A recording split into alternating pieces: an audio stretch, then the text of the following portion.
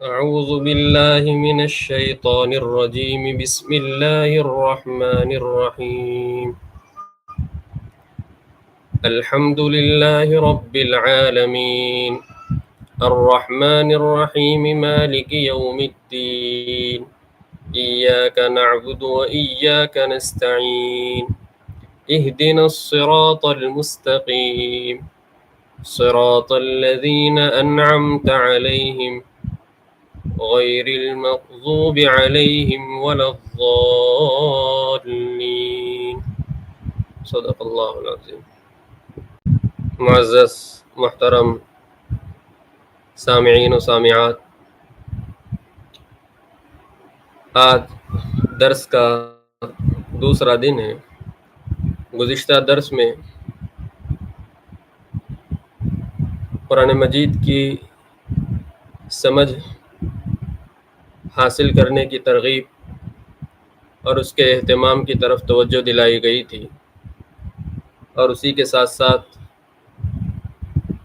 قرآن مجید کی تعریف کی گئی تھی، لفظی اعتبار سے بھی اور اصطلاحی اعتبار سے بھی اس کی تعریف پیش کی گئی تھی۔ کل کے سبق کے ختم پر ہم نے یہ بات کہی تھی کہ قرآن مجید وحی کے ذریعے نازل ہوا، وحی کے ذریعے اتارا گیا، تو مناسب ہے کہ وحی سے متعلق بھی تفصیل جاننا چاہیے۔ اسی لیے آج کے درس میں وحی سے متعلق تفصیلات عرض کرنے کا ارادہ ہے۔ امید کہ آپ حضرات مکمل یکسوئی کے ساتھ درس سماعت فرمائیں گے۔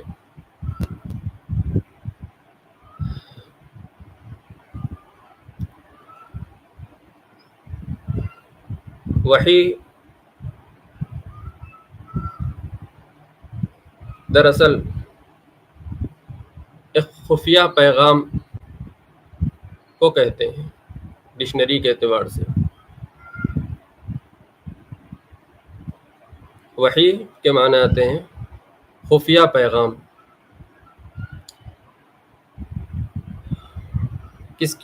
اب یہ وحی کا پیغام خفیہ طریقے سے کس کے پاس سے آیا، کس کے لیے آیا؟ تو اللہ کی طرف سے فرشتے کے واسطے سے انبیاء کی طرف جو پیغام بھیجا جاتا ہے اس پیغام کا نام وحی ہے۔ اللہ کی طرف سے فرشتے کو واسطہ بنا کر جو پیغام نبیوں تک پہنچایا جاتا ہے اس کو کہتے ہیں وحی۔ سوال یہ ہے کہ اللہ کی طرف سے خفیہ پیغام وحی بھیجنے کی ضرورت کیوں پڑی؟ وحی کی ضرورت کیوں پڑی؟ جواباً عرض ہے کہ وحی کی ضرورت اس لیے پڑی کہ اللہ نے جب انسان کو دنیا میں بھیجا تو انسان کے پاس بنیادی طور پر دو ذریعے علم تھے۔ نمبر ایک حواس خمسہ، یعنی آنکھ دیکھنے کے ذریعے، چکھنے کے ذریعے، سننے کے ذریعے اور پکڑنے کے ذریعے کسی بھی چیز کا وہ علم حاصل کر سکتا ہے۔ حواس خمسہ اسے ہم کہتے ہیں۔ اور دوسرا ذریعہ علم تھا عقل۔ کچھ چیزیں ایسی ہیں جو حواس خمسہ سے حاصل نہیں ہوتی ہیں، عقل کے ذریعے حاصل ہوتی ہیں۔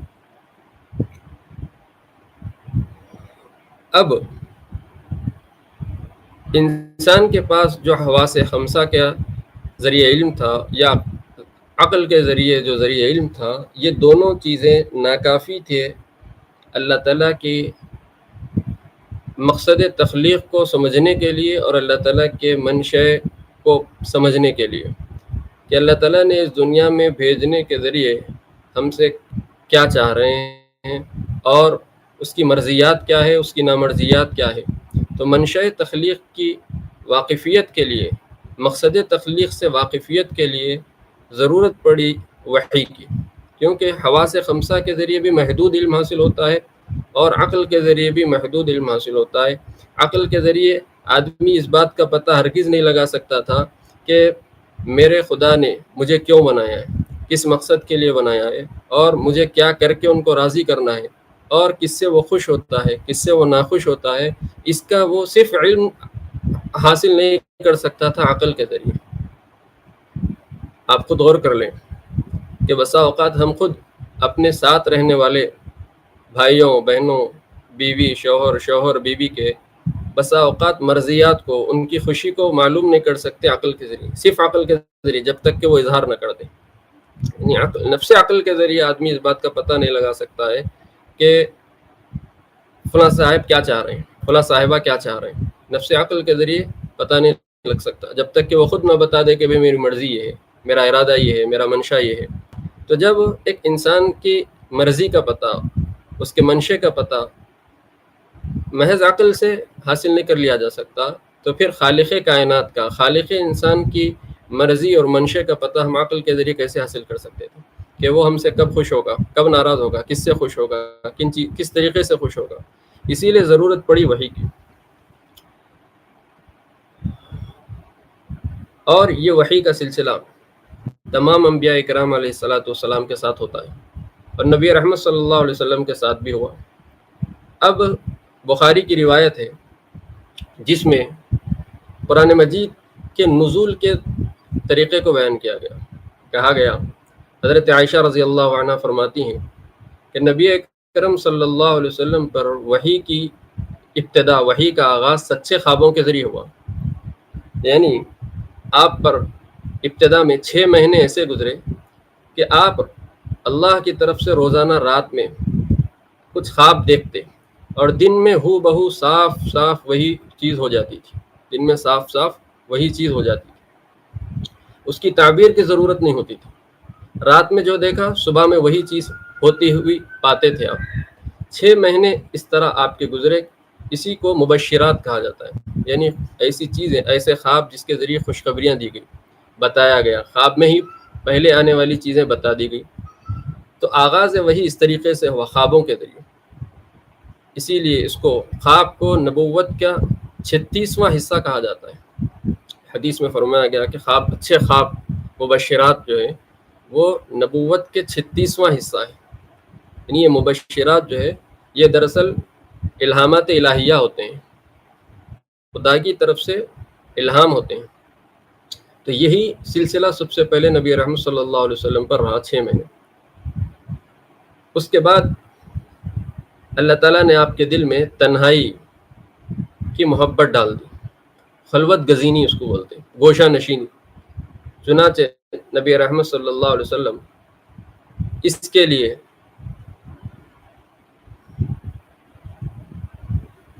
خلوت اختیار کرنے کے لیے غار حرا تشریف لے جاتے تھے، وہاں جا کر عبادت کرتے تھے۔ چند دنوں تک یہی سلسلہ رہا، میں بات کو مختصر کر رہا ہوں۔ چند دنوں تک آپ اسی تنہائی میں عبادت کرتے رہے۔ حدیث میں فرمایا گیا حبب الیہ الخلا، تنہائی آپ کو محبوب کر دی گئی، وہاں پر آپ خوب عبادتیں کرتے۔ کہتے ہیں کہ وہی عبادتوں کا سلسلہ اس غار میں جاری تھا کہ اچانک میں ایک دن غار سے باہر آیا تو میرے سامنے حضرت جبرائیل علیہ السلام نمودار ہوئے اور فرمایا اقرأ، پڑھیے۔ حضور اکرم صلی اللہ علیہ وسلم نے جواب دیا کہ ما انا بقاری، میں پڑھا ہوا نہیں ہوں۔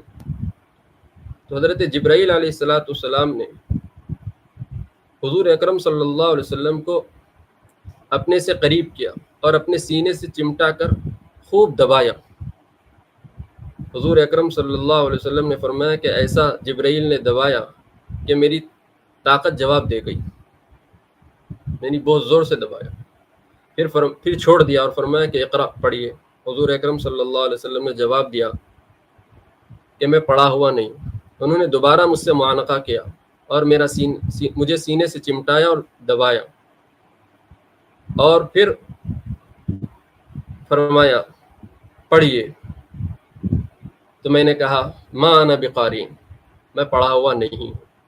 تیسری مرتبہ بھی اسی طرح ہوا، چوتھی مرتبہ جب آپ نے فرمایا، جبرائیل نے فرمایا کہ اقرا، آپ پڑھیے، تو آپ صلی اللہ علیہ وسلم نے پھر حضرت جبرائیل علیہ السلام کے کہے ہوئے الفاظ کو دہرایا۔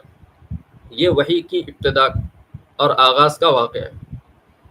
اسی موقع پر وہ سورہ اقرا والی ابتدائی 5 آیات نازل ہوئی، اور یہ پہلا موقع تھا حضور اکرم صلی اللہ علیہ وسلم کا جو آپ پر وحی کا پہلا واقعہ تھا اور فرشتے سے پہلی ملاقات تھی۔ اب سوال یہ ہے کہ یہ واقعہ کب پیش آیا؟ بعض مورخین نے لکھا ہے کہ یہ واقعہ 8 ربیع الاول کو پیر کے دن ہی پیش آیا، یعنی آپ کی ولادت کی بھی تاریخ ایک قول کے مطابق یہی ہے کہ واقعہ 8 ربیع الاول کو پیر کے دن پیش آیا، اور آپ کی عمر شریف اس وقت پورے 40 سال اور 1 دن کی تھی، جیسا کہ ہم سن رکھے ہیں کہ نبوت 40 سال آپ کو دی گئی۔ اور دوسرا قول یہ ہے کہ رمضان المبارک کی 17 تاریخ تھی اور پیر کا دن تھا۔ یہ پہلا واقعہ پیش آیا تھا وحی کا۔ غرض یہ تاریخ کا اختلاف ہے۔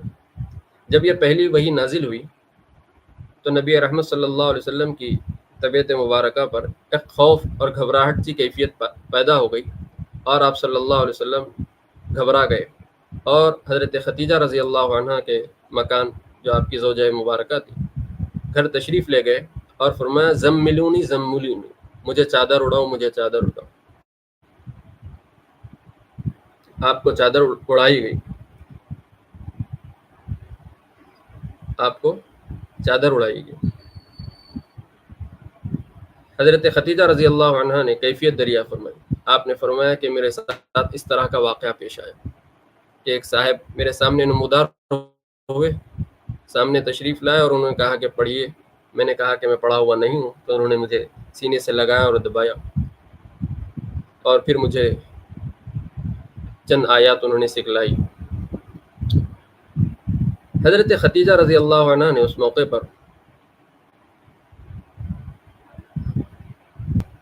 اپنے چچا زاد بھائی حضرت ورقہ بن نوفل کی خدمت میں حضور اکرم صلی اللہ علیہ وسلم کو لے گئی۔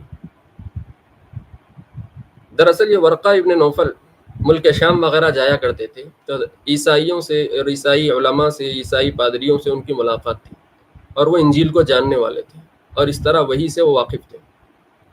انہوں نے تفصیلات جب سنی حضور اکرم صلی اللہ علیہ وسلم سے، تو کہنے لگے کہ آپ کے پاس تو وہی شخص آیا، یعنی آپ کے پاس تو وہی فرشتہ آیا جو حضرت موسیٰ علیہ السلام کے پاس وہی لے کر آیا تھا۔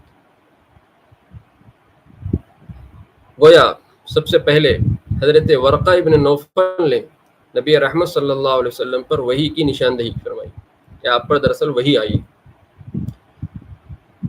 اور فرمایا کہ دراصل آپ کو نبوت دی جا رہی ہے، اور آپ کے ذریعے توحید اور رسالت اور آخرت کی دعوت کا اعلان کروایا جائے گا۔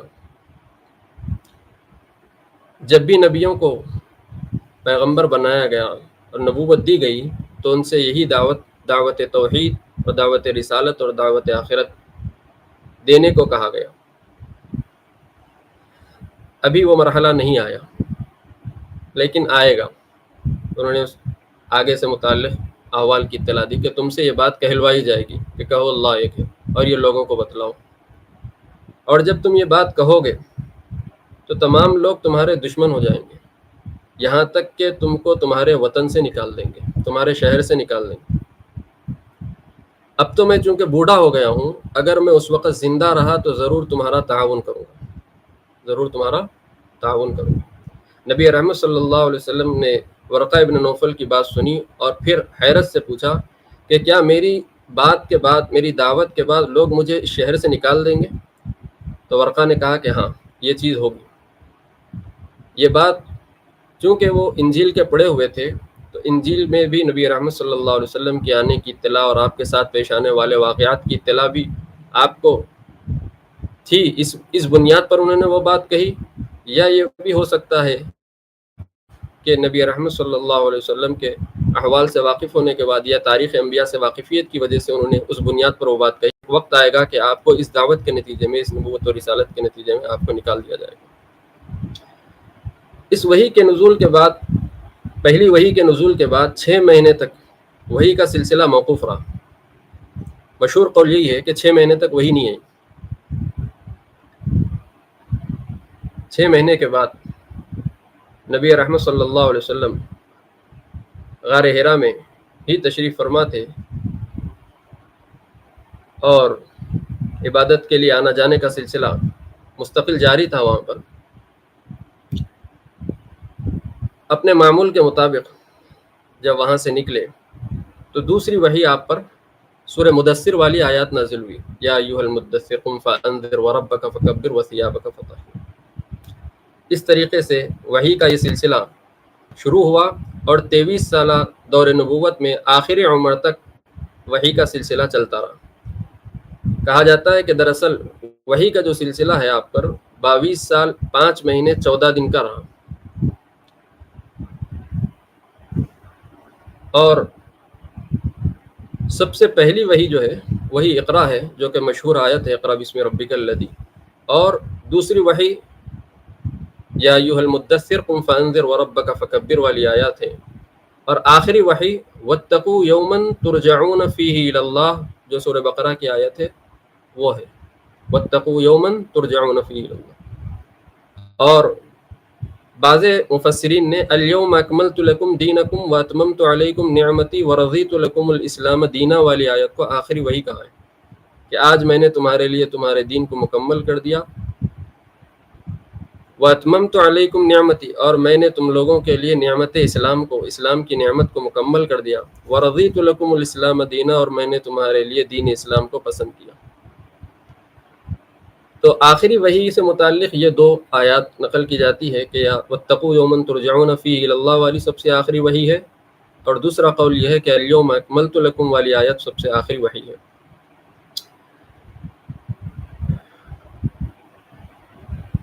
قرآن مجید کا نزول دراصل 2 مرتبہ ہوا۔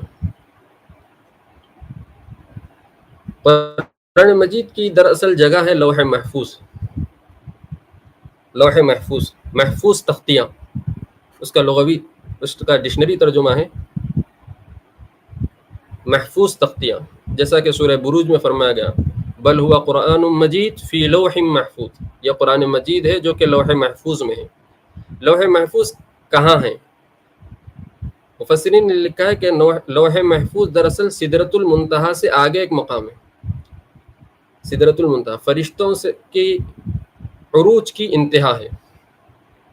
سدرۃ المنتہا فرشتوں سے کے عروج کی انتہا ہے، اس کے آگے نہیں جا سکتے، جیسا کہ واقعہ معراج کی طرف میں آپ نے سنا ہوگا کہ واقعہ معراج میں سدرۃ المنتہا تک حضرت جبرائیل حضور کے ساتھ تھے اور فرمایا کہ آگے آپ جائیے، آگے ہمیں جانے کی اجازت نہیں، وہاں سے واپس ہو گئے۔ لوح محفوظ سدرۃ المنتہا سے آگے کی چیز ہے، وہاں ہے لوح محفوظ، وہاں ہے قرآن مجید دراصل لکھا ہوا، اور چونکہ وہاں سے لانا ہے، لوح محفوظ سے لے کر نبی تک پہنچانا ہے، اور حضرت جبرائیل آگے نہیں جا سکتے سدرۃ المنتہا سے، اسی لیے قرآن مجید کا 2 مرتبہ نزول ہوا۔ پہلے اللہ تعالیٰ نے قرآن مجید کو لوح محفوظ سے آسمان دنیا پر بیت العزت پر نازل فرمایا، بیت المعمور بھی اسے کہا جاتا ہے۔ رمضان المبارک کے مہینے میں شب قدر میں سب سے پہلے سدرۃ المنتہا کے آگے لوح محفوظ سے قرآن مجید کو لے کر بیت المعمور، بیت العزت پر نازل کیا گیا۔ یہ ایک دم ہوا، ایک ساتھ ہوا، پورا کا پورا مکمل قرآن مجید ایک ساتھ نازل ہوا، وہاں سے لوح محفوظ سے لے کر آسمان دنیا پر۔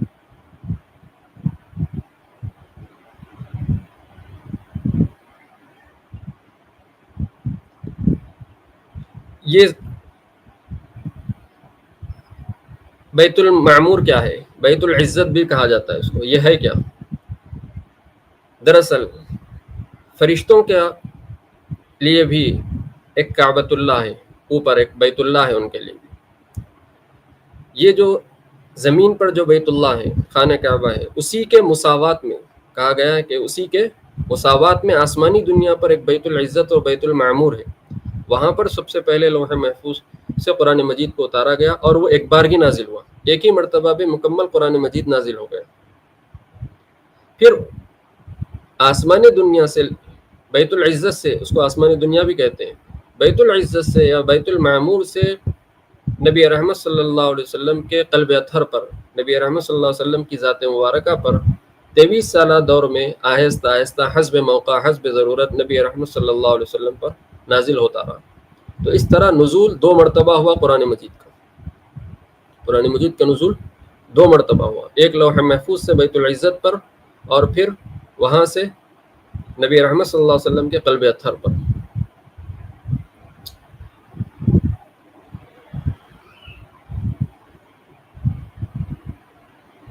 وحی کیسے آتی تھی؟ وحی آنے کی علامت کیا ہوتی تھی؟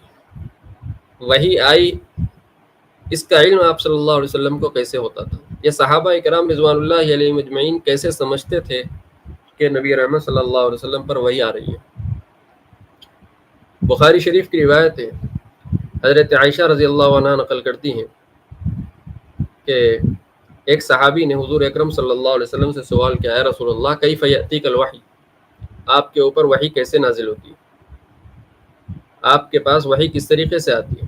حضور اکرم صلی اللہ علیہ وسلم نے ارشاد فرمایا کہ کبھی کبھی ایسا ہوتا ہے کہ گھنٹی کی آواز کی طرح مجھے ایک آواز سنائی دیتی ہے، گھنٹی کی آواز کی طرح، یأتینی مثل سلسلۃ الجرس، مجھے ایک ایسی آواز آتی ہے کان میں جو گھنٹی کی آواز کی طرح ہوتی ہے۔ وہ آواز تم تو نہیں سمجھ سکتے، لیکن اس آواز میں جو حروف، جو الفاظ، جو آیات ہے وہ میں سمجھ سکتا ہوں، یہ مطلب ہے اس کا۔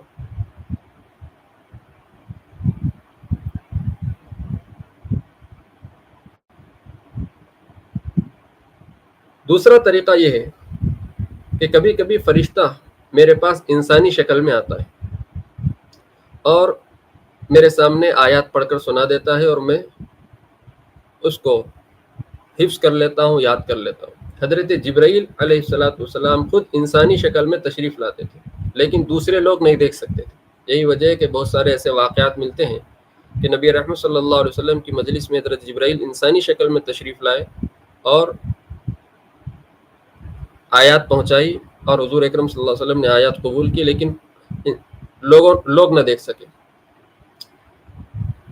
حضور اکرم صلی اللہ علیہ وسلم نے فرمایا کہ جبرائیل جب کسی انسانی شکل میں آتے تو حضرت دحیہ کلبی رضی اللہ عنہ کی شکل میں تشریف لاتے تھے، اس لیے کہ یہ بڑے حسین و جمیل خوبصورت صحابی تھے۔ جب یہ صحابی کسی ملک میں جاتے، کسی نئے شہر میں جاتے سب، تو ان کو دیکھنے کے لیے عورتیں اور بچے اور محلے والے باہر نکل جاتے تھے، اتنے حسین تھے، اور اسی شکل میں حضرت جبرائیل علیہ السلام تشریف لاتے اگر انسانی شکل میں ظاہر ہونا ہوتا۔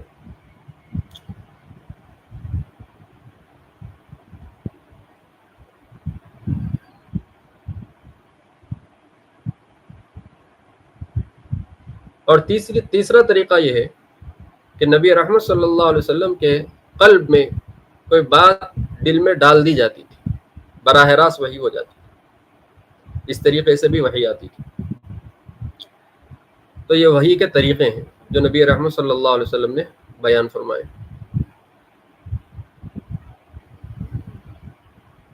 اور کبھی کبھی خواب میں وحی آتی تھی، خواب کے ذریعے وحی ہوتی تھی، اس لیے کہ انبیاء کا خواب وحی ہوتا ہے۔ وہ کیسے کہ حضرت ابراہیم علیہ السلام نے اپنے صاحبزادے حضرت اسماعیل علیہ السلام کو خواب میں ہی تو دیکھا ذبح کرتے ہوئے، اور پھر اس کو دن میں عملی طور پر اس کا اقدام کیا۔ وجہ کیا تھی؟ وجہ یہی تھی کہ دراصل وہ خواب وہی تھا، اس لیے انبیاء کا خواب وہی ہوتا ہے۔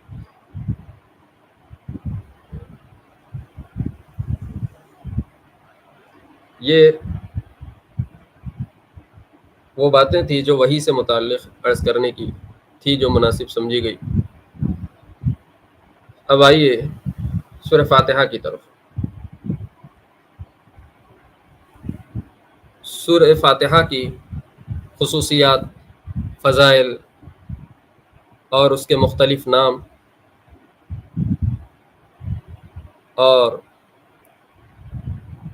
سورہ فاتحہ کے مضامین پھر اس میں سورہ فاتحہ سے پہلے تعوذ اور تسمیہ کا حکم انشاءاللہ مختصر ہم سنتے چلیں گے۔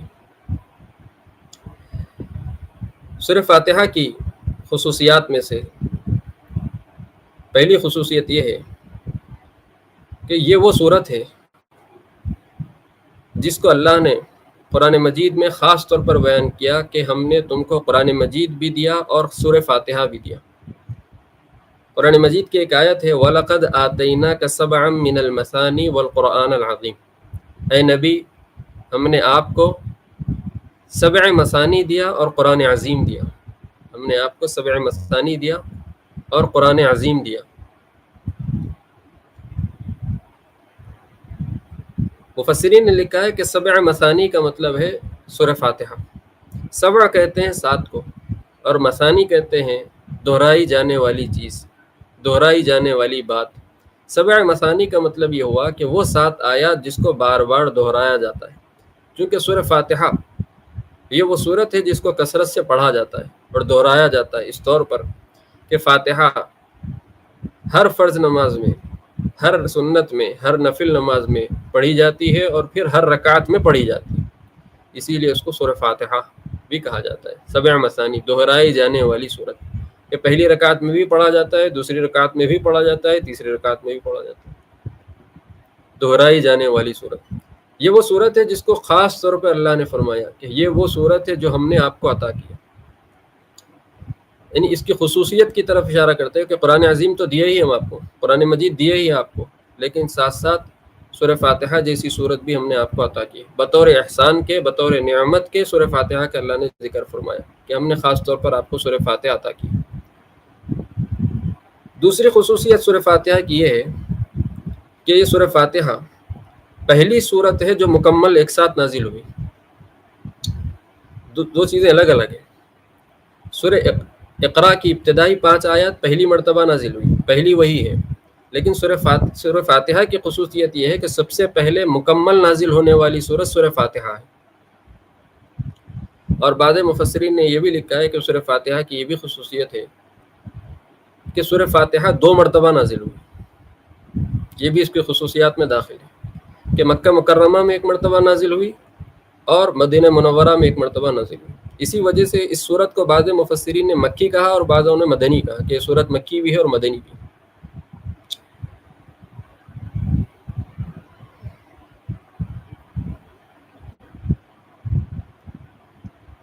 سورہ فاتحہ کی خصوصیات کو بیان کرتے ہوئے نبی رحمت صلی اللہ علیہ وسلم نے ارشاد فرمایا کہ سورہ فاتحہ یہ وہ صورت ہے کہ جس کی نظیر اور جس کی مثال نہ تورات میں ہے، نہ زبور میں ہے، نہ انجیل میں ہے، نہ خود قرآن مجید میں ہے۔ یعنی سورہ فاتحہ ایسی جامع صورت ہے، ایسی اسرار و معارف لی ہوئی صورت ہے کہ اس جیسی صورت، اس جیسا کلام نہ خود تورات میں ہے، نہ زبور میں ہے، نہ انجیل میں ہے، اور نہ خود قرآن مجید کی دیگر آیات سورہ فاتحہ کا مقابلہ کر سکتی، اس کی نظیر نہیں ہے۔ یہ نہ خود نبی رحمت صلی اللہ علیہ وسلم نے فرمائی ہے فضیلت اس کی۔ اور 5ویں خصوصیت اس کی یہ ہے کہ اس کو حضور اکرم صلی اللہ علیہ وسلم نے فرمایا کہ قرآن مجید کی صورت میں صورت عظیمہ سورہ فاتحہ ہے۔ اور وہ واقعہ اس طرح پیش آیا کہ ایک صحابی نماز پڑھ رہے تھے، حضور اکرم صلی اللہ علیہ وسلم نے ان کو آواز دی، تو وہ نماز میں ہونے کی وجہ سے فوراً جواب نہیں دیا، نماز میں ہونے کی وجہ سے فوراً جواب نہیں دیا، نماز پوری کر لی، سلام پھیرا اور حضور کی خدمت میں حاضر ہوئے۔ حضور اکرم صلی اللہ علیہ وسلم نے فرمایا کہ کیا تم نے قرآن مجید کی وہ آیت نہیں پڑھی جس میں بات کہی گئی کہ اے ایمان والو جب تمہیں اللہ اور رسول بلائے تو فوراً لبیک کہو؟ یعنی کیا مطلب ہے اس کا؟ مطلب یہ تھا اس کا کہ اگر اللہ رسول آواز دے دے، رسول آواز دے رہے تھے تو تم فوراً آ جانا چاہیے تھا نماز چھوڑ کر۔ اسی سے فقہاء نے لکھا ہے کہ اگر حضور آواز دے دے اور بندہ نماز میں ہو تو نماز توڑ دینا ضروری ہے، اور حضور کی آواز پر لبیک کہنا واجب ہے۔ تو غرض تنبیہ فرمائی اور فرمایا کہ اس آیت کا تقاضا یہ تھا کہ تم نماز توڑ کر فوراً میرے پاس آ جاتے۔ بہرحال وہ نماز کا عذر پیش کیا کہ میں نماز میں تھا اور میں یہ سمجھا کہ نماز توڑی نہیں جا سکتی. پھر حضور نے ان کو مسئلہ سمجھایا کہ نہیں، نبی کی آواز پر نماز توڑ دی جا سکتی ہے اور توڑ دینا چاہیے. پھر اس کے بعد ایک الگ مسئلہ ہے کہ نماز باقی رہے گی یا نہیں رہے گی، وہ ایک الگ مسئلہ ہے. حضور اکرم صلی اللہ علیہ وسلم نے ان کو بلایا اور فرمایا کہ تمہیں مسجد سے نکلنے سے پہلی ایسی صورت بتلاؤں گا جو قرآن مجید کے اندر تمام صورتوں میں سب سے عظیم صورت ہے. قرآن مجید کے صورتوں میں سب سے عظیم صورت ہے. پھر حضور اکرم صلی اللہ علیہ وسلم نے میرا ہاتھ اپنے ہاتھ میں لیا اور میرے ساتھ چلنے لگے. میں مسجد کے دروازے پہ پہنچا اور میرے ساتھ حضور بھی تھے، لیکن آپ صلی اللہ علیہ وسلم نے ابھی تک وہ صورت بتلائی نہیں تھی. تو مجھے فکر دامنگیر ہوئی اور مجھے سوال پیش آیا. میں نے کہا کہ اللہ کے رسول، آپ نے ابھی مجھ سے کہا تھا کہ مسجد سے نکلنے سے پہلے تم کو قرآن مجید کی صورتوں میں سب سے بڑی صورت بتلا دوں گا، وہ ذرا بتلا دیجیے. آپ صلی اللہ علیہ وسلم نے فرمایا وہ سورہ فاتحہ ہے، وہ الحمدللہ رب العالمین والی صورت. مشکات شریف میں مسلم کے حوالے سے یہ بات نقل کی گئی کہ ایک مرتبہ حضرت جبرائیل علیہ الصلوۃ والسلام حضور اکرم صلی اللہ علیہ وسلم کی خدمت میں حاضر ہوئے اور حضرت جبرائیل حضور کی خدمت ہی میں تھے کہ آسمان سے ایک آواز سنائی دی. آپ صلی اللہ علیہ وسلم نے آسمان کی طرف نگاہ اٹھا کر دیکھا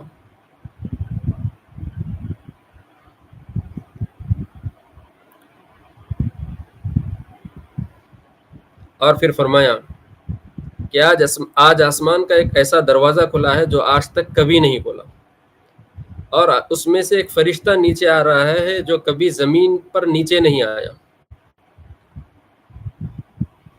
اس فرشتے نے نبی رحمت صلی اللہ علیہ وسلم کی خدمت میں حاضر ہو کر سلام کیا اور کہا، اے اللہ کے رسول، آپ کو مبارک ہو. اللہ نے آپ کو 2 نور ایسے عطا فرمائے گئے کہ جو 2 نور کے آپ سے پہلے کسی نبی کو نہیں دیے گئے. پہلا نور سورہ فاتحہ ہے اور دوسرا نور سورہ بقرہ کی آخری 2 آیات ہیں. اور پھر فرمایا کہ ان آیتوں کی تلاوت کے بعد آپ جو بھی دعا مانگیں گے اللہ تعالیٰ اس کو قبول فرمائیں گے. تو گویا اس حدیث شریف میں سورہ فاتحہ کو نور کہا گیا، اور اس کے خوشخبری دینے کے لیے ایک ایسا فرشتہ اتارا گیا جو فرشتہ اس سے پہلے کبھی نہیں اترا تھا، اور ایک ایسا دروازہ کھولا گیا جو اس سے پہلے کبھی نہیں کھولا گیا. یہ مسلم شریف میں ہے، مشکات میں بھی یہ حدیث درج ہے. یہ سورہ فاتحہ کے خصوصیات ہیں جو پیش کی جا رہی ہیں. سورہ فاتحہ کے نام بھی بہت آئے ہیں، خود احادیث میں بھی اس کے نام ہیں اور مفسرین نے بھی اس کے بہت سارے نام شمار کیے. کسی نے اس سورہ فاتحہ کے 20 نام لکھے ہیں اور کسی نے 25 سورہ فاتحہ کے نام لکھے ہیں. مختلف نام اس کے مختلف کمالات کو ظاہر کرتے ہیں. مختلف نام مختلف کمالات کو ظاہر کرتے ہیں، اس لیے کہ صفاتی نام جو ہے وہ اس کے کمالات کو ظاہر کرتے ہیں. جیسا کہ ابھی میں نے عرض کیا کہ سورہ فاتحہ کا ایک نام 7 مثانی ہے، یعنی وہ 7 آیات جن کو بار بار دہرایا جاتا ہے، تو اس کا ایک نام 7 مثانی ہے. اس کا مشہور نام فاتحہ ہے. فاتحہ کہتے ہیں آغاز کو، چونکہ قرآن مجید کا آغاز اسی صورت کے ذریعے ہوا، یا اس مناسبت سے کہ نماز کا آغاز سورہ فاتحہ سے ہوتا ہے. ان دو مناسبتوں سے ہی اس کو سورہ فاتحہ کہا جاتا ہے.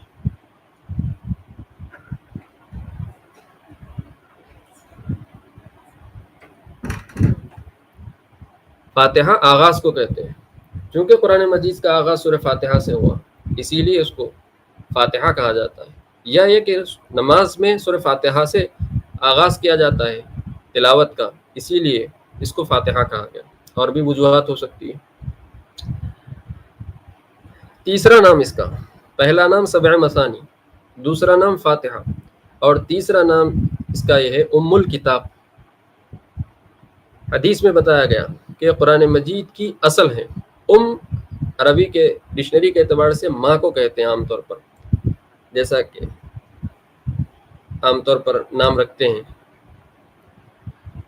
لگا کر اور باپ کی طرف نسبت کرتے ہوئے اب لگاتے ہیں، لیکن لوگ یہ سمجھتے ہیں کہ وہاں پر ماں کے معنی میں ایک اور اس کے معنی آتے ہیں کے اصل، جڑ اور بنیاد کے آتے ہیں۔ الکتاب کے معنی آتے ہیں کتاب کی اصل و بنیاد، کتاب کی جڑ۔ القرآن، قرآن مجید کی اصل، قرآن مجید کی بنیاد اس کو کہا جاتا ہے۔ یہ معنی میں ہے، یہی وجہ ہے کہ اسی معنی کے مفہوم کے ساتھ بھی نام رکھے جاتے ہیں۔ الخیر یعنی خیر کی ماں نہیں، خیر کی اصل، خیر کی بنیاد اور خیر کی جڑ ہوتا ہے اس کے معنی۔ الفضل، فضل کی ماں نہیں، فضل کی اصل اور فضل کی جڑ اور فضل کی بنیاد کہتے ہیں۔ یہاں پر جو قرآن سورہ فاتحہ کو الکتاب کہا جا رہا، یہ کتاب کی ماں یعنی کتاب کی اصل اور جڑ کے معنی میں، یعنی اصل قرآن مجید کا لب لباب اور قرآن مجید کا مغز، قرآن مجید کا اصل، قرآن مجید کا متن، قرآن مجید کی تشریح اور تفسیر جس سے شروع ہوتی ہے وہ سورہ فاتحہ سے، اسی لیے اس کا نام الکتاب اور القرآن بھی ہے۔ پانچواں نام اس کا ہے، چوتھا اس کا نام ہے سورۃ المناجات، چونکہ اس میں اللہ تعالیٰ کے ساتھ خصوصی طور پر حمد و ثنا کے بعد، عبدیت کے اعتراف اور اقرار کے بعد بندہ سوال کرتا ہے اہدنا الصراط المستقیم کے ذریعے، اسی لیے اس کو سورۃ المناجات بھی کہا جاتا ہے۔ اس کا ایک نام سورۃ الحمد ہے، اس کا ایک نام سورۃ الحمد ہے، چونکہ اس کی شروعات حمد سے ہوئی، اسی وجہ سے اس کا نام سورۃ الحمد بھی ہے۔ اس کا نام سورۃ الصلاۃ بھی ہے، چونکہ نماز کی ہر رکعت کے اندر سورہ فاتحہ پڑھا جاتا ہے، اسی لیے اس کا نام سورۃ الصلاۃ بھی ہے۔ اس سورت کا نام سورۃ الشفا بھی ہے، کیونکہ احادیث شریفہ میں شفا کے لیے بغرض علاج اس سورت کو پڑھنے کی ترغیب بھی دی گئی، اور آثار صحابہ سے ایسے واقعات ملتے ہیں کہ جنہوں نے اس سورہ فاتحہ کے ذریعے اپنے مریضوں کو دم کیا اور انہوں نے اس کے ذریعے شفا حاصل کی۔ جیسا کہ مشہور واقعہ ہے حضرت ابو سعید خدری رضی اللہ عنہ کا واقعہ ہے کہ ایک سفر میں تھے اور ایک گاؤں سے گزرے، اور وہاں پر جہاں قیام کیا تھا وہاں کے لوگوں میں سے، وہاں کے قبیلے والے لوگوں میں سے قبیلے کے سردار کو سانپ نے ڈس لیا۔ گاؤں کے لوگوں نے قبیلے کے سردار کے زہر کو اتارنے کے لیے، زہر کا کاٹ کرنے کے لیے ساری تدبیریں کر لی، جو کچھ ٹوٹکے وغیرہ ہوتے ہیں وہ سب کیے، لیکن کوئی فائدہ نہ ہوا۔ قبیلے والوں نے، گاؤں والوں نے مسافرین سے، صحابہ کا جو قافلہ گزر رہا تھا مسافرین کا، وہاں پہنچے، کہا کہ بھئی ہمارے قبیلے کے سردار کو سانپ نے ڈسا ہے اور ہم نے سب تدبیر کی لیکن ناکام رہے، اگر تم میں سے کوئی ہو جو دعا پڑھ دے، دم کر دے تو اس کو شفا ہو جائے۔ حضرت ابو سعید خدری رضی اللہ عنہ نے کہا کہ ہاں ہے ہم میں ایسا آدمی جو دعا پڑھتا ہے، دم کرتا ہے۔ چنانچہ حضرت ابو سعید خدری رضی اللہ عنہ نے کہا، عرب کا رواج تھا کہ جب مسافرین کسی گاؤں میں پہنچے تو گاؤں والے کے ذمہ میزبانی کرنا لازم تھا، اگر میزبانی نہ کرتے تو برا سمجھا جاتا، تو وہاں کے لوگ میزبانی نہیں کی، ان کی ضیافت نہیں کرے، اور یہ لوگ مسافر بھی تھے تو ان کو ضرورت تھی توشے کی، تو انہوں نے کہا کہ ہم دم کریں گے لیکن ہمارے دم کرنے کا معاوضہ ہونا چاہیے، وہ یہ کہ ہمیں 40 بکریاں دینا پڑے گا ہمارے دم کرنے پر۔ انہوں نے کہا کہ ٹھیک ہے، ہمارا اگر بندہ، ہمارا سردار کو اگر شفا مل جاتی ہے تو ہم ضرور تم کو ہدیہ دے دیں گے 40 بکریاں۔ حضرت ابو سعید خدری رضی اللہ عنہ سورہ فاتحہ پڑھ کر دم کر دیا اور سانپ کا زہر کا اثر ختم ہو گیا، اور بطور انعام کے وہ 40 بکریاں بھی لے لی، بطور انعام کے 40 بکریاں لے لی۔ اس واقعے سے سورہ فاتحہ کا سبب شفا ہونا معلوم، اسی وجہ سے اس کا سورۃ الشفا کہتے ہیں۔ غرض ان بکریوں سے متعلق پھر صحابہ میں اختلاف ہوا کہ قرآن مجید پڑھ کر دم کرنے کے بعد اس کے ذریعے ہم اجرت لے سکتے نہیں لے سکتے۔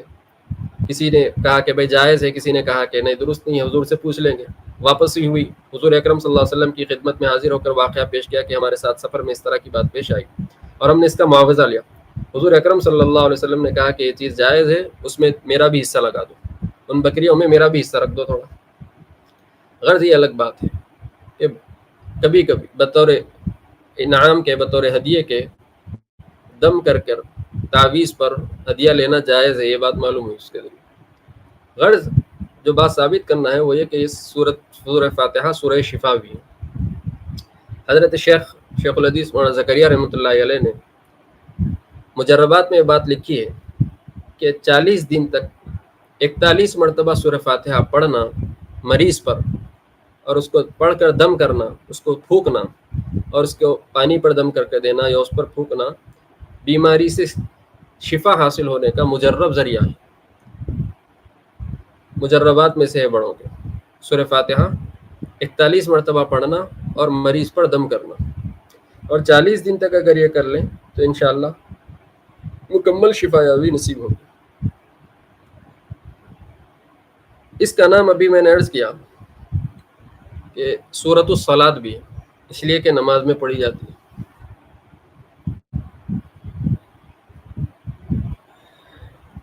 اسی طریقے سے سورہ فاتحہ کا نام سورۃ النور بھی ہے، اس لیے کہ حدیث میں اس کو نور کہا گیا کہ اے نبی ہم نے آپ کو 2 نور عطا کیے، ایک فاتحہ، دوسرا سورہ بقرہ کی آخری 2 آیات۔ اس اعتبار سے سورہ فاتحہ کا نام سورہ نور، سورۃ النور بھی ہے۔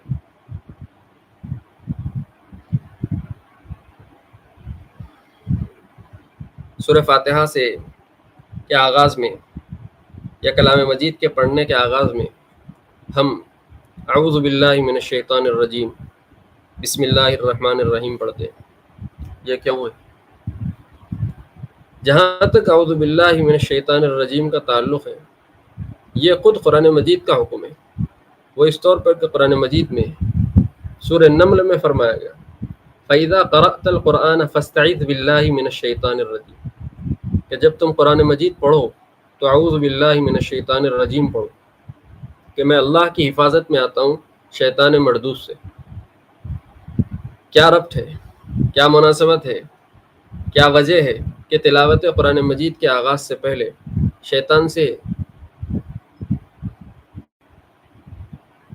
پناہ چاہیے گی، اللہ کی حفاظت طلب کی گئی اور شیطان سے پناہ چاہیے گی۔ اعوذ باللہ من الشیطان الرجیم، کہ میں اللہ کی پناہ میں آتا ہوں شیطان مردود سے۔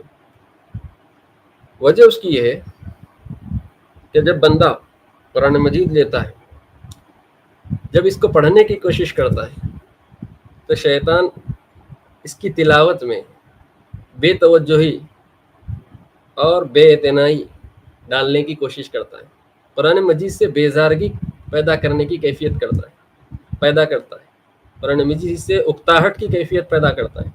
اسی لیے پہلے اس سے دوری چاہیے گئی کہ اعوذ باللہ من الشیطان الرجیم، کہ میں شیطان مردود سے دور جاتا ہوں اللہ کی مدد سے، اللہ کی نصرت سے، اور میں اب قرآن مجید کی تلاوت